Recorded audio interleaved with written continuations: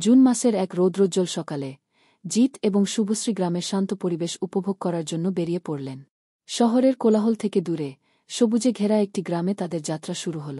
পথের দুপাশে ছিল দিগন্ত বিস্তৃত ফসলের ক্ষেত, যেখানে সবুজ ধানগাছগুলো বাতাসে দুলছিল। গ্রামের কাঁচা রাস্তা ধরে হাঁটতে হাঁটতে তারা দেখল কৃষকরা মাঠে কাজ করছে, তাদের মুখে লেগে আছে পরিতৃপ্তির হাসি।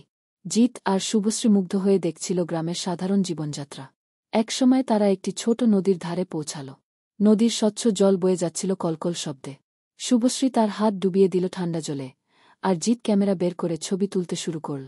এরপর তারা গ্রামের একটি ছোট্ট বাজারে গেল। সেখানে টাটকা শাকসবজি, ফল আর হস্তশিল্পের জিনিস বিক্রি হচ্ছিল। শুভশ্রী কিছু মাটির গয়না কিনল, আর জিত কিনল স্থানীয় মিষ্টি।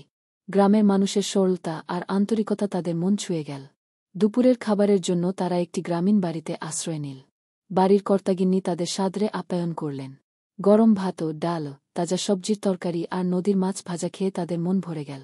বিকেলে তারা গ্রামের মেঠো পথে হাঁটতে হাঁটতে একটি পুরানো মন্দিরের কাছে পৌঁছাল। মন্দিরের গায়ে আঁকা কারুকার্য আর তার শান্ত পরিবেশ তাদের বিমোহিত করল। সূর্য যখন অস্ত যাচ্ছিল, তখন আকাশ কমলা আর গোলাপি রঙে ভরে উঠল। সেই দৃশ্য দেখে জিত আর শুভশ্রী মুগ্ধ হয়ে গেল। তারা একে অপরের হাত ধরে সূর্যাস্তের মনোরম দৃশ্য উপভোগ করল। সন্ধ্যার সময় তারা শহরের দিকে রওনা দিল, কিন্তু গ্রামের স্মৃতি তাদের মনে অম্লিন হয়ে রইল। গ্রামের সরলতা, প্রাকৃতিক সৌন্দর্য আর মানুষের ভালোবাসা তাদের হৃদয়কে এক নতুন অনুভূতিতে ভরিয়ে দিয়েছিল।